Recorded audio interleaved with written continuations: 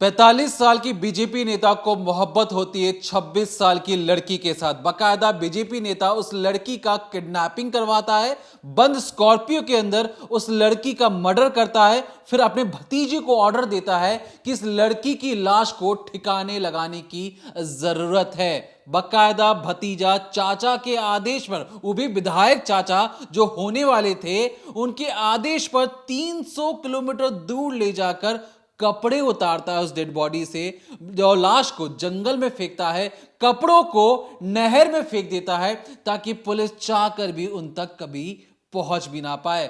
लाश मिलती जरूर है यूपी पुलिस को, यूपी पुलिस फटाफट उसका अंतिम संस्कार भी कर देती है। और यहां चाचा और भतीजा अंदर ही अंदर खुश हो रहे थे कि हमने तो परफेक्ट क्राइम कर दिया, अब पुलिस चाह कर भी उन तक कभी नहीं पहुंच सकती है। फिर एकाएक तस्वीरें आनी शुरू होती हैं, बातें निकल कर आनी शुरू होती हैं, और ये जो बीजेपी नेता है अपने आप को कहता है कि मैं तो डॉक्टर हूं, मेरे नाम पर कई अस्पताल है, मैं कभी कोई गलत काम कर ही नहीं सकता हूं। आने वाले वक्त में ये भावी नेता भी बन सकते थे, लेकिन इनकी जो कहानी में बहुत ज्यादा ट्विस्ट आ जाता है। यूपी पुलिस इनके दरवाजे पर ठक ठक करती है और कहती है कि चलिए डॉक्टर साहब, बहुत डॉक्टरी पे की आपने पढ़ाई और बहुत लोगों का इलाज कर लिया, अब यूपी पुलिस आपका इलाज करेगी। किस तरीके से इस बीजेपी नेता ने परफेक्ट क्राइम करने की एक नाकाम कोशिश की, उसके बारे में बात करेंगे डिस डिकोडिंग क्राइम के अंदर। तो स्क्रीन पर इस वक्त आपको कुछ तस्वीरें दिखाते हैं। अगर इन तस्वीरों को गौर से देखेंगे तो इसमें यूपी पुलिस आपको दिखाई दे रही होगी, और साथ ही साथ उनके साथ में कुछ शख्स चलते हुए दिखाई दे रहे हैं। इनमें वो सारे आरोपी हैं जिन्होंने उस लड़की का कत्ल किया, उसका रेप किया और फिर उसकी लाश को एक आम के बागान में फेंक कर भाग आए। लेकिन अब यहाँ पर गौर करिए, व्हाइट टी शर्ट में आपको एक जो शख्स नजर आ रहा है, इसका नाम है देवकांत उत्तम, और ये एक बीजेपी नेता है और आने वाले वक्त में एक भावी विधायक भी हो सकता था, जिसे आसपास के लोग भैया जी कहकर बुलाते। अब ये जो देवकांत उत्तम है, बीजेपी नेता तो है, लेकिन साथ ही साथ उन्नाव में इसका खुद का एक हॉस्पिटल है, उत्तम हॉस्पिटल, जिसकी आप तस्वीर देख रहे हैं। और यहाँ पर इसी हॉस्पिटल के मालिक को, इसी डॉक्टर देवकांत उत्तम को यूपी पुलिस पकड़ कर ले जा रही है। इसके साथ बाकी आरोपी भी मौजूद हैं, इसका भतीजा भी मौजूद है, और सीधे तौर पर इन्हें पुलिस की जीप में बिठाया जा रहा है, क्योंकि इन्होंने एक लड़की का कत्ल किया है, उसका रेप किया है, उसका शोषण किया है और उसे धोखा दिया है। अब जब यूपी पुलिस देवकांत उत्तम को अरेस्ट करने वाली थी, उससे पहले ही देवकांत उत्तम ने एक वीडियो जारी किया था, जिसमें उन्होंने साफ तौर पे कहा कि मैं बेकसूर हूं, मुझे फंसाने की कोशिश की जा रही है, मेरे साथ बहुत बड़ा स्वांग रचा गया है, कैसे भी करके यूपी पुलिस मुझे बचा ले। एक बार आप वो सुनिए, फिर हम आपको बताएंगे उनके असली कर्मकांड जो उन्होंने इस पूरी वारदात को अंजाम देने के लिए किए हैं। प्रकरण में मुझे फंसाया जा रहा है, मैं उसमें पूरी तरह से निर्दोष हूँ।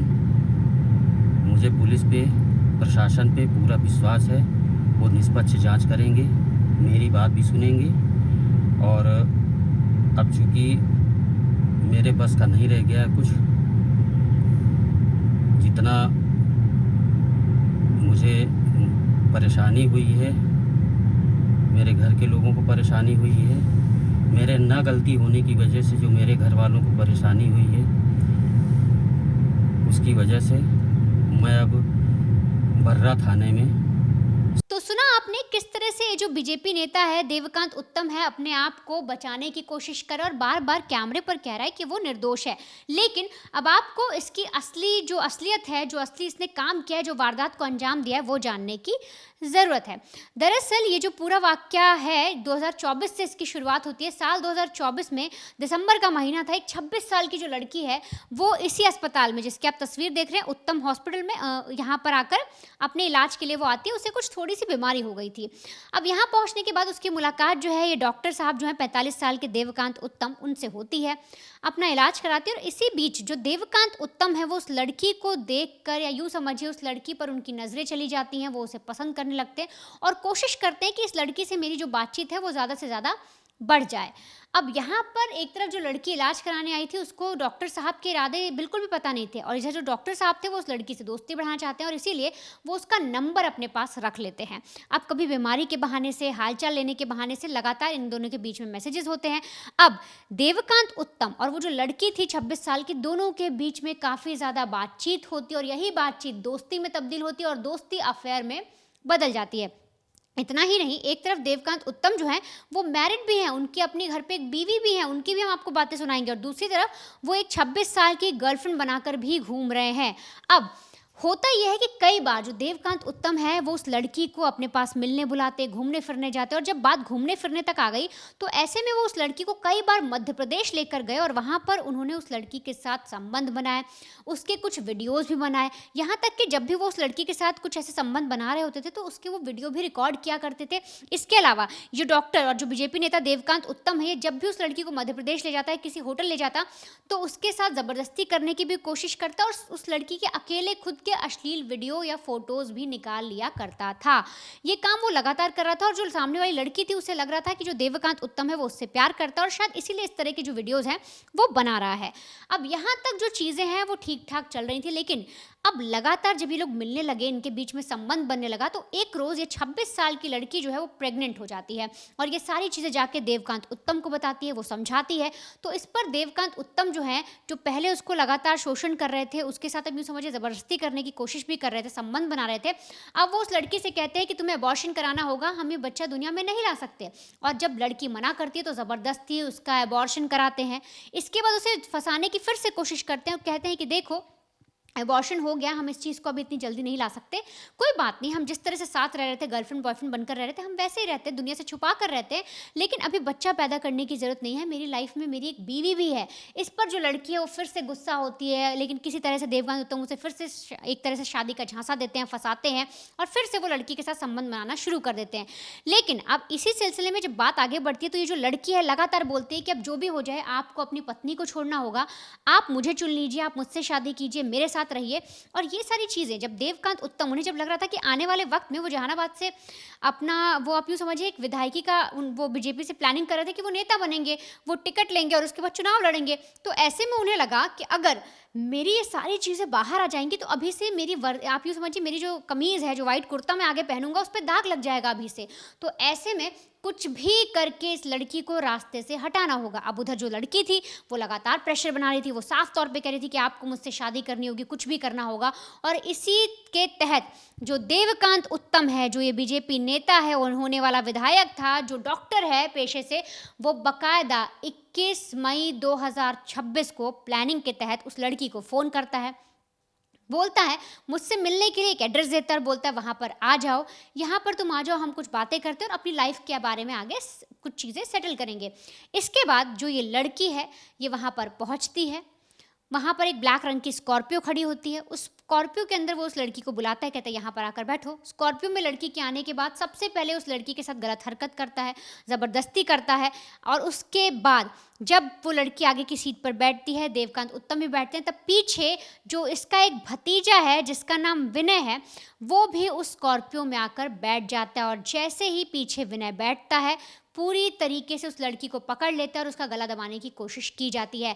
अब पूरी जो ब्लैक कलर की स्कॉर्पियो थी वो ऐसी जगह खड़ी थी जहां आसपास कोई था नहीं, सुनसान इलाका था, और ऐसे में जो देवकांत उत्तम है वो भी उस लड़की का हाथ पकड़ के रखते हैं और पीछे से विनय जो है पूरी तरीके से उसका जो गला है वो दबाया जा रहा था। एक तरह से पहले उसको किडनैप किया गया, सुनसान जगह पर ले जाया गया, गलत हरकत की गई और फिर उसको गला दबाते रहे जब तक उसकी सांसें उखड़ नहीं गई। अब जैसे ही लड़की छटपटाना बंद करती है, उसके मुंह हिलना बंद होता है, ऐसा लगता है कि सांसें उखड़ गई हैं, तब जाकर जो विनय जो पीछे बैठा था भतीजा था, वो चैन की सांस लेता है और इशारा करता है कि अब ये मर गई है। अब इसके बाद जो देवकांत उत्तम यानी कि जो ये डॉक्टर है, जो उसका भतीजा है, वो गाड़ी ड्राइव करने के बाद एक हॉस्पिटल ही उन्नाव में बनवा रहा था, जो कंस्ट्रक्शन जिसका चल रहा था, उस कंस्ट्रक्शन वाली जगह पर ले जाता है, गाड़ी को खड़ी करता है, वहाँ से डॉक्टर स्कॉर्पियो से उतरकर अपनी क्लिनिक यानी अपने अस्पताल चला जाता है और वहाँ से अपने जो गार्ड है, इसका एक गार्ड भी है अजीत सिंह, उसको भेजता है और दोनों से कहता है कि इस लाश को ठिकाने लगा दो। अब इसके बाद जो इसका भतीजा विनय है, जो गार्ड है अजीत, वो स्कॉर्पियो में उस लाश को लेकर सीधे तौर पर निकलते हैं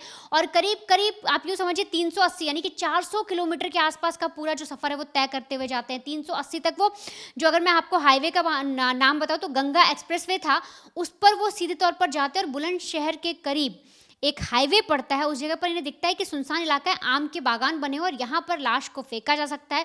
तो बड़े ही आराम से सबसे पहले उस लाश यानी उस लड़की की डेड बॉडी के कपड़े उतारते हैं, क्योंकि इन्हें समझ में आ रहा था कि अगर कपड़ों के साथ फेंक देंगे तो शायद कोई पहचान ले। तो ऐसे में सबसे पहले उस लड़की के कपड़े उतारते हैं। कपड़े उतारने के बाद उस डेड बॉडी को उठाते हैं और देखते हैं जब आसपास कोई नहीं है तो पूरे तौर पर उस बॉडी को उठाकर उस आम के बागान में बीचों बीच फेंक कर आ जाते हैं, ताकि किसी को पता ना चले। अब 21 तारीख को बुलाया था, मर्डर हो जाता है 21 को, 22 को ये लोग लाश ठिकाने लगाने के लिए निकल जाते हैं। और बागान में जब ये उस डेड बॉडी को फेंकते हैं तो इन्हें समझ में आता है कि हम कपड़े कहाँ फेंकेंगे। इसके लिए वापसी में जब ये रिटर्न हो रहे होते हैं तो वहाँ पर इन्हें एक नहर दिखती है और उसी नहर में उस कपड़े को मोड़ तोड़ कर उस नहर के अंदर डाल देते हैं, ताकि अब किसी को भी सुराग ना मिले। अब इन्होंने लाश छुपा दी, डॉक्टर को इन्फॉर्म कर दिया कि अब सब कुछ एकदम सही है, किसी को कुछ पता नहीं चलेगा। और 23 तारीख को अचानक से जो बुलंदशहर में जो पुलिस थी उसे एक लाश मिल जाती है। अब किस तरह से पूरी कहानी खुलती है, एक तरफ इन्होंने लाश को ठिकाने लगा दिया, इन्हें लगा किसी को पता नहीं चलेगा, लेकिन एक छोटी सी गलती से किस तरीके से पूरा केस खुल जाता है और कैसे कातिलों तक पुलिस पहुंचती है, आप वो भी जानिए। लगभग मैं आपको डिस्टेंस बताने की कोशिश करूं, 380 किलोमीटर दूर, लगभग 400 किलोमीटर दूर ले जाकर उन्होंने लाश को आम के बगीचे में फेंका, इस उम्मीद से कि पुलिस चाह कर भी उन तक नहीं पहुंच सकती है। यूपी पुलिस को लाश मिलती भी, बुलंदशहर की पुलिस को लाश मिलती भी है, उसके बाद वो बकायदा उसका अंतिम संस्कार कर देते हैं। लेकिन फोटोग्राफ्स जो लिए गए थे उसमें कलावा और जो नथनी पहनी होती वो उसकी फोटोग्राफ उन्होंने खींच कर रख लिए थे और साथ ही साथ उन दोनों सबूतों को भी अपने पास रख लिया था। और इसके अलावा कोई और चीजें नहीं मिल रही थी और क्योंकि बॉडी पर कुछ और कपड़े थे भी नहीं। तो इसके बाद होता क्या है, ये लगभग 23 मई का पूरा वाकया था। 24 मई को जो लड़की की माता जी हैं वो पुलिस थाने में जाती हैं और देवकांत और उनके अन्य साथियों के खिलाफ किडनैपिंग का मामला दर्ज करवाती हैं। कहां तो लड़की की लाश मिलने के बाद उसका अंतिम संस्कार भी हो गया है, मां ने अपनी मरी हुई बेटी का चेहरा भी नहीं देखा आखिरी बार। वो मां थाने में जाकर बड़ी मासूमियत के साथ कहती है कि सर, एक बीजेपी नेता हैं जो आने वाले वक्त में विधायक की चुनाव लड़ने वाले हैं, डॉक्टर साहब हैं, कई हॉस्पिटल है उनके नाम पर, उन्होंने मेरी बेटी की किडनैपिंग की और मुझे डर है कि हो ना हो उन्होंने मेरी बेटी के साथ कुछ गलत काम किया हो। अभी देखिए 24 मई का ये पूरा वाकया था, 24 मई 2026 का, और पुलिस अपनी इन्वेस्टिगेशन करती है कि लड़की कब गई थी, कहाँ गई थी, और बहुत सारे आसपास के थानों में पता करने की कोशिश करती है क्या किसी ने लड़की को देखा, तो आसपास के थानों में मिलने से डरा। लेकिन यूपी पुलिस का एक सेंट्रल पोर्टल था, वहां पर एक फोटो अपलोड होती है गुमशुदगी की, जहां पे एक लड़की की लाश मिलती है। उस फोटोग्राफ्स को दिखाया जाता है लड़की की मां को और पूछा जाता है कि क्या ये आपकी बेटी की नथनी है, क्या ये आपकी बेटी का कलावा है। मां पहली नजर में देखते ही पहचान लेती है कि बाकी पूरी दुनिया झूठ बोल सकती है, लेकिन मैं अपनी बेटी के हाथ के कलावे और नथनी को अच्छे से जानती और समझती हूं, और उस पहली नजर में देख के बोल देती है कि यही मेरी बेटी है और कहां है मेरी बेटी। अब यूपी पुलिस वाले अवाक, क्योंकि उन्होंने पहले ही अंतिम संस्कार कर दिया। यहां पर मां का रो रो के बुरा हाल। अब क्योंकि इन्वेस्टिगेशन में पहला एक लीड मिल चुका था कि लगभग 400 किलोमीटर दूर एक लाश मिली है, उसका अंतिम संस्कार हो चुका है, बिना कपड़ों की लाश थी। अब पुलिस इन्वेस्टिगेशन करती रहती है तो पता लगता है कि भतीजे का नाम सामने आता है कि उस रोज आसपास विवेक देखा गया था। जब विवेक को पकड़ने के लिए पुलिस जाती है तो सोचिए विवेक क्या करता है। विवेक 28 मई को एक कहानी बनाता है कि सर, जो लड़की के कुछ साथी हैं, जो दोस्त हैं, उन्हें और हमारे बीच में हाथापाई हुई है, उन्होंने हम पर गोली चला दी है। मैं उन लोगों के नाम जानता हूं लेकिन आपको नाम नहीं बता सकता हूं। तो 28 मई को ये जानबूझकर अपने ऊपर चाकू और गोली खुद ही चलवा लेता है ताकि अपने आप को विक्टिम दिखा सके और बता सके कि लड़की के दोस्तों ने ही मुझ पर एक तरीके से गोली चलाई है, और खुद जाकर हॉस्पिटल में एडमिट हो जाता है। उसे ये लग रहा था कि पुलिस को लगेगा कि अरे लड़की किसी और के साथ भाग गई है, ये लोग तो नादान है, मासूम है। लेकिन पुलिस इंतजार करती है। लगभग 28 मई से लेकर 30 मई को डिस्चार्ज भी हो जाता है। गोली लगा, सोचो गोली इस तरीके से मारी थी उस भतीजे ने अपने ऊपर कि वो आराम से 2 दिन के अंदर डिस्चार्ज होता है। और डिस्चार्ज होने के बाद यूपी पुलिस बोलती है कि अरे सफेद कोट वालों के साथ तो बहुत रह लिया, 48 घंटे रह लिए, आओ हमारे साथ भी खाकी वर्दी वालों के साथ भी चाय पानी पियो, हम भी थोड़ी सी पूछताछ कर लें। और फिर यूपी पुलिस ने जो कड़ाई से पूछताछ की, किसी तोते की तरह भतीजे विवेक ने पूरी कहानी रट के, जो आया हुआ था उसके दिमाग में जो कहानी बन रही थी कि पुलिस मुझे छोड़ देगी, उसने पुलिस का जब असली चेहरा देखा तो किसी छोटे बच्चे की तरह हर एक उस सच्चाई को बताता हुआ चला गया। अब यहां पर होता क्या है, जब पुलिस छानबीन करती है, जो डॉक्टर साहब फरार हो चुके थे, डॉक्टर साहब को पता लग चुका था, भतीजा तो पकड़ा जा चुका है, फिर डॉक्टर साहब का वही जो शुरुआत में अनीता ने वीडियो दिखाया जहां पर कह रहे कि अरे सच्चाई बाहर आ जाएगी, मैं तो मासूम हूं। तो जब पुलिस उन तक पहुंचती है तो कई सारी चीजें मिलती हैं। दरअसल इस लड़की को ले जाकर मध्य प्रदेश में उसके साथ गलत काम किया जाता है, उसके अश्लील फोटोज और वीडियोस बनाए जाते हैं और जानबूझकर बनाए जाते हैं इस मकसद है कि इस फोटोज और वीडियोस को कहीं और बाहर भेजा जाएगा। तो इस चीज को लेकर जब डॉक्टर साहब से पूछा गया तो उनके पास कोई जवाब नहीं था, क्योंकि वो असल में इस लड़की को एक तरीके से गलत काम के लिए इस्तेमाल करना चाहते थे, उसे बहला फुसलाकर उसे एक जगह से दूसरी जगह लेकर जा रहे थे। अब पुलिस की थ्योरी के अकॉर्डिंग बीजेपी नेता ये जो थे ये आने वाले वक्त में अब विधायक भी बन जाते, लोग इनके पैर छूते, लेकिन इनकी प्राइवेट लाइफ में बहुत ज्यादा उथल पुथल मची हुई थी और ये भागे भागे फिर रहे थे। फिर अचानक से क्या होता है, पुलिस जब इन्हें अरेस्ट कर लेती है, खुद डॉक्टर साहब की वाइफ आकर एक कहानी बताती हैं। डॉक्टर साहब की वाइफ ऑन कैमरा कहती है कि जो लड़की है, इस लड़की ने उनके पति को फंसाया है झूठे ब्लैकमेल केस में और अलग अलग तरीकों से ये जो लड़की है कई मर्दों को फंसाती। पहले खुद सुनिए जो डॉक्टर साहब की जो वाइफ है वो ऑन कैमरा किस तरीके से इस पूरे केस को टर्न एंड ट्विस्ट करने का एक खुद ऑन कैमरा बहुत सारी चीजें बता रही है। पहले उससे सुनिए फिर आपको आगे कहानी समझाते हैं। मेरे पति देवकांत उत्तम के ऊपर उन्नाव कोतवाली में और बर्रा थाना में 2 मुकदमे दर्ज हुए हैं। तो मैं उस संदर्भ में ये कहना चाहती हूँ मीडिया के माध्यम से कि जो कंप्लेंट दर्ज हुई है, जो एफआईआर दर्ज हुई है, वो पूरी तरह से गलत है। जैसा कि मुझे पता चला है, साल 2023 में प्रतिमा सिंह ने थाना दही में एक कंप्लेंट दर्ज की थी स्वाभी सिंह उर्फ रजनी के खिलाफ, जिसमें उसके पति गजेंद्र सिंह उर्फ राज सिंह से शादी करने को वो दबाव बना रही है और धमकी भी दे रही है, जिसकी एफआईआर कॉपी ये मेरे पास में आई हुई है। फिर साल 2025 में कानपुर में काकादेव में अक्षय सिंगर के खिलाफ मुकदमा दर्ज किया है मन्नत सिंह ने, जो स्वाभी सिंह ही है ऐसा मुझे पता चला है। इस तरह से वो शादीशुदा लोगों को फंसाती है। जो एफआईआर काकादेव में दर्ज हुई है उसकी कॉपी ये मेरे पास में आई हुई है। फिर वो मेरे हॉस्पिटल आई, कैसे उसने मेरे पति का नंबर लिया और वो उनसे बात करने लगी। जैसे मुझे पता चला तो मैंने उसको फ़ोन करके अपने पति से दूर रहने के लिए, वो बात ना करने के लिए कहा, जिस पर वो मेरे पति को मैसेज करती है कि मैं तुमको बर्बाद कर दूंगी, मैं तुमको कहीं का नहीं छोड़ूंगी। इस तरह से वो बात करती है। किस तरह का दबाव बनाने का काम किया जा रहा है? दबाव ब्लैकमेलिंग कर रही है, वो पैसे का दबाव बना रही है और काफ़ी पैसा तो हम लोग उसको दे भी चुके थे, काफ़ी पैसा दिया जा चुका था, फिर भी वो शांत नहीं बैठी। फिर उसने नया खेल शुरू किया और हमारे गांव का एक लड़का विवेक उत्तम नाम है उसका, उसके साथ वो जाने का उसने प्लान बनाया। एक ऑडियो भी वायरल हुआ है जो मेरे पास में है, उसमें ये सामने आ रहा है कि दोनों अपनी सहमति से कहीं जाने की बात कर रहे हैं, जिसमें विवेक कह रहे हैं कि आधार कार्ड लेके आना। ये सब चीज़ें मुझे पता चली है और मैं ये चाहती हूँ कि इस मामले की निष्पक्ष जांच कराई जाए। ये जो विवेक उत्तम है, क्या जो देवकांत उत्तम उनके सगे भतीजे? नहीं, सगा भतीजा नहीं है, ये हमारे गांव का लड़का है जो यहाँ पर एम्बुलेंस चलाता था हमारी। कोई शिकायत करी क्या जिले में किसी अधिकारी से इस मामले को लेकर आपके द्वारा? नहीं, अभी तक कोई शिकायत नहीं की है, लेकिन जिस तरह से विचारणा हो रही हमारी मीडिया के माध्यम से, जो ऑडियो वीडियो लोग पोस्ट कर रहे हैं, तो हमारी बहुत इसमें बदनामी भी हो रही है, हमारे हॉस्पिटल की प्रतीक्षा जो रेपुटेशन है वो खराब हो रही है।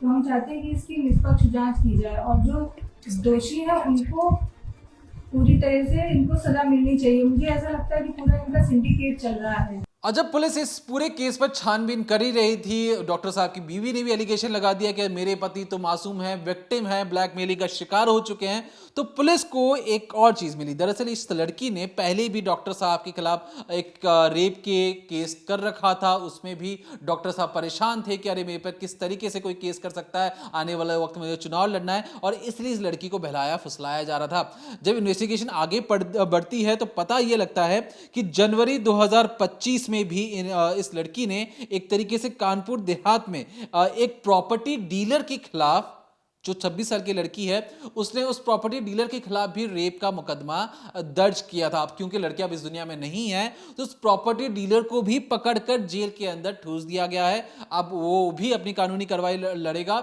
लेकिन जिस तरीके से इस बीजेपी नेता डॉक्टर 45 साल के इन्होंने देवकांत जो उत्तम है, उन्होंने मौत के घाट उतारने के बाद एक सोची समझी साजिश रची, प्लान बनाया अपने भतीजे और उस ड्राइवर के साथ। भतीजे ने भी और ज्यादा दिमाग लगाकर खुद पर गोली चलवा ली ताकि वो विक्टिम दिखा सके। तो सबूत मिटाने, रेप करना, मर्डर करना, पुलिस को गुमराह करना, तमाम अलग अलग धाराएं जोड़कर देवकांत उत्तम, उसके भतीजे और ड्राइवर को सलाखों के पीछे भेज दिया गया है। इन्होंने कहां सोचा था कि हमने तो परफेक्ट क्राइम में भी परफेक्ट का क्राइम कर दिया है, कोई हम तक नहीं पहुंच सकता है। लेकिन वो जल्दबाजी में नथनी और हाथ का कलावा निकालना भूल के कपड़े उतार कर उन्होंने अलग फेंका, लाश कहीं और फेंकी, और उन्हें लगा कि हम बच जाएंगे, जो हमारे चाचा जो आने वाले वक्त में भावी विधायक बनेंगे वो भी बच जाएंगे। तो कहीं ना कहीं उस पर बट्टा लगा और वो तीनों की तीनों सलाखों के पीछे पहुंच चुके हैं। तो फिलहाल के लिए देखते रहिए decoding crime, Monday to Friday शाम 7:30 बजे, ओनली ऑन क्राइम तक।